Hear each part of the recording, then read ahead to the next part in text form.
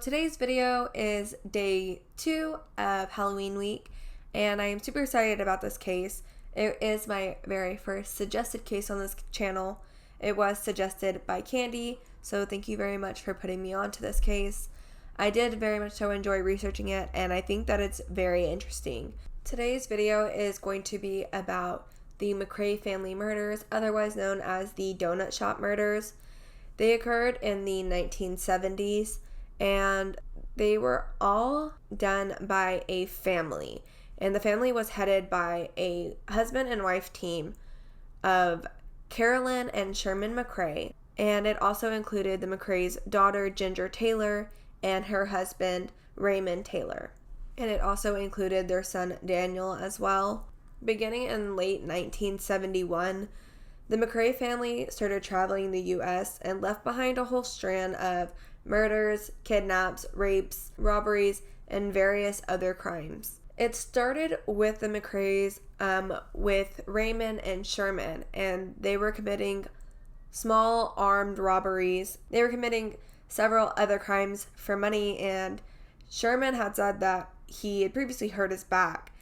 And he was doing all this because he needed to make money for his family. It made him feel like less of a man that he couldn't work. Both Mccrae and Sherman had previously served time in Athens, Texas for burglary and forgery and a variety of other offenses. But people do claim to say that their crimes came out of nowhere, but they really didn't. They had a life of crime before the murders. By August of 1971, Sherman and Raymond had gained their freedom, and the McCray family was together again. But on August 17th of 1971, the McCray family went to a Salt Lake City bakery and robbed a young woman for the cash that she had there. They proceeded to abduct the 17-year-old female Sherry Martin.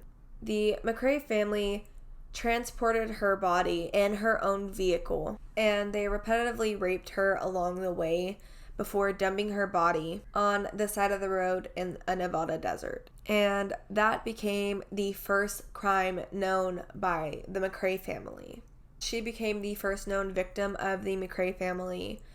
Her abduction and murder established an operation that they would continue to use for the next 6 months to abduct and murder women from shops across the entirety of the U.S. And then just 3 days later, on August 20th of 1971, the family went to Denver, Colorado, where they then robbed and abducted another employee, Leora Looney. Again, the McCray family raped and murdered her using the same handgun that they had used to kill their previous victim. For the next several months, the Mccraes continued the same pattern of robbery, rape, and murder, ranging all the way from Florida to California. They committed several murders.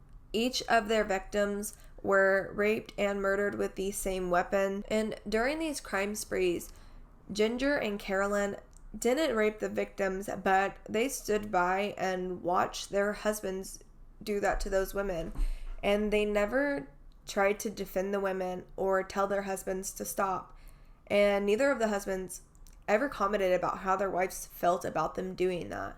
It is uncertain if either of the females actually contributed to any murders that were committed, if they actually took hand in it or not. Just shortly after the Leora Looney murder, on September 28th of 1971, they struck again, and they kidnapped a 16-year-old woman named Elizabeth Perryman from a restaurant near Texas Tech University, which is in Lubbock, Texas. Her body was then found in Amarillo on December 19th, and she had also been shot to death with the same gun. Less than a month later, they kidnapped a young couple.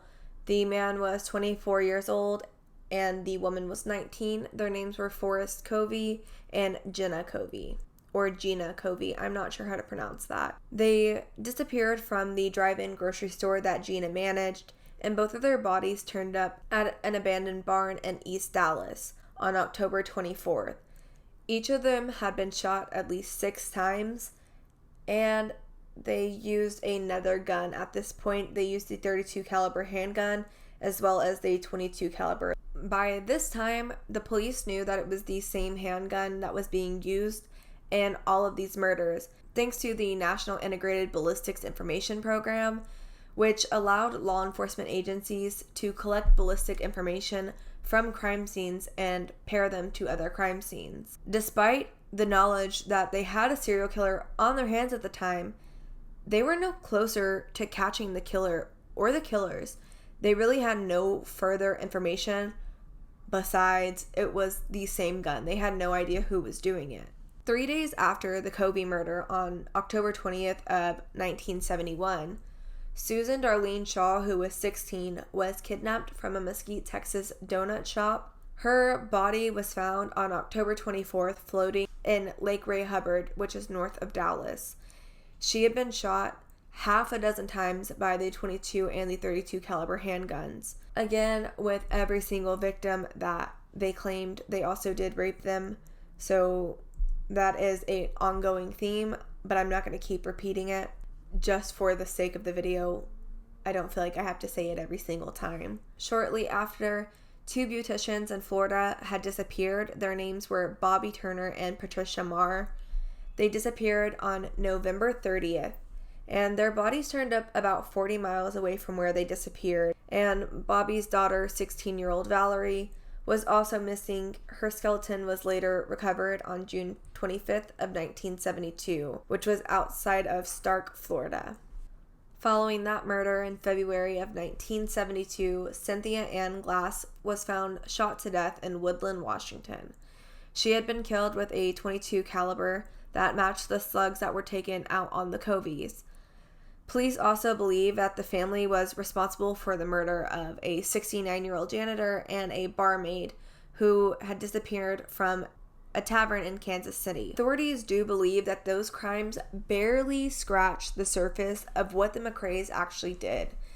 They don't have an exact number, but murders are being investigated across the entirety of the United States. It wasn't until a botched robbery in Santa Barbara where they were actually caught. Raymond Taylor had tried to commit a robbery on his own, which is where he accidentally shot an officer whose name was Dennis Huddle. He seriously wounded him by shooting him, and the surgeons were able to remove the bullet and match the ballistic information to prior shootings. And this set off bells from Washington to Florida, and people were opening cases and matching ballistics information. Taylor was actually able to steal a car and escape from the scene, but he was quickly found whenever he left another car abandoned in the parking lot of the grocery store.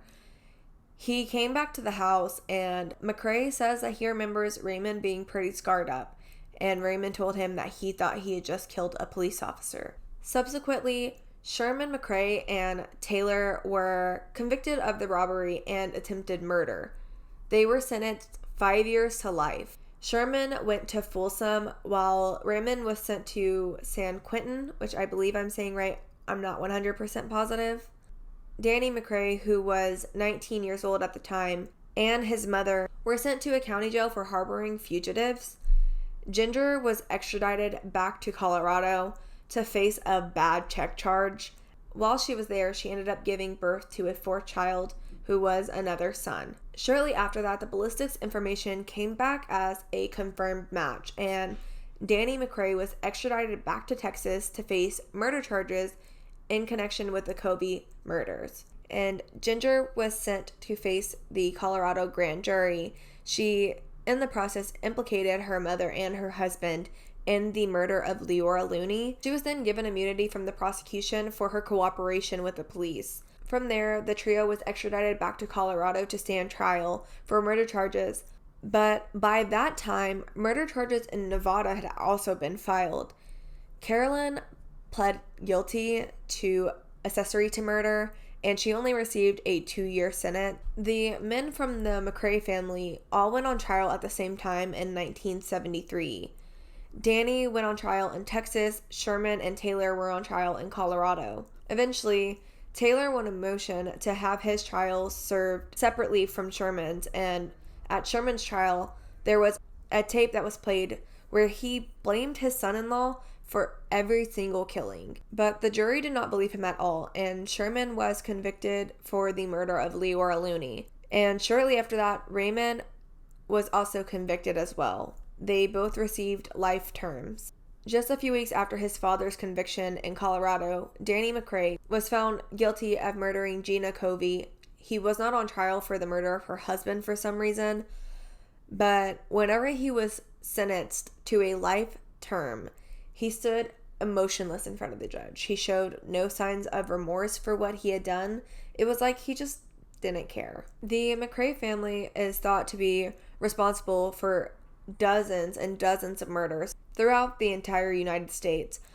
Despite being suspected of so many murders, I believe that they only have accounted for 15 possible suspected victims. There was an investigator that said they were a family in which criminality was a way of life.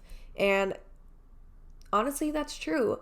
From what I've read, it shows on several different times where they committed robberies, and they said that they were just trying to provide for their family. So they used crime to make a means of life, which was very, very wrong, but that is what they were doing. Danny and Ginger both gave official statements to an officer. Danny told the police that in family, the children did not question the parents, and Ginger's statement echoed her mother's viewpoint. She said, "I love my husband, and it never occurred to me to do anything but stay with him."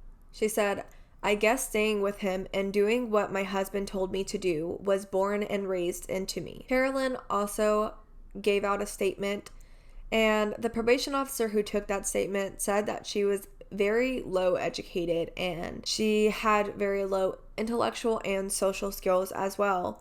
She said, "I am guilty of staying with my husband while he committed robberies because I didn't have anywhere to go. Most people won't care because I don't have an education and I'm very poor in health, or am not large enough to stay with my husband. It may sound crazy, but I love him so very much." So obviously, I want to say that these women were somehow manipulated into staying with him just through the sense that they'd grown up that way. They knew what they were doing was wrong, but I don't know if it was like brainwash. I don't want to say that, but that's what it sounds like. And then in October of 1988, Sherman Raymond Mccrae, at the age of 62, took his own life. Just an hour after Mccrae had spoke with prison guards, he had told them that he was just old and tired, and he was tired of doing the same exact thing every day. And he did leave a suicide note, and on that note, all it said was, "I'm just old and tired of doing time." Mccrae was serving a life sentence for the 1971 murder of the Lakewood donut shop employee. He would have been eligible for parole in 1997. How he committed suicide was he hung himself in his cell with an extension cord. That is all the information that I have on this case.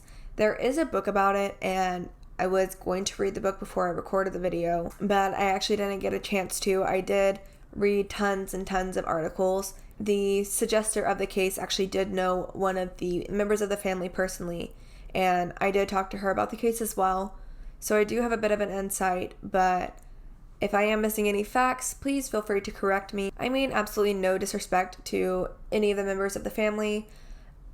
This is all for educational purposes. I really hope that you guys do enjoy watching the video as much as I enjoy recording them. Please like, comment, and subscribe, and come back tomorrow for another video. Thank you.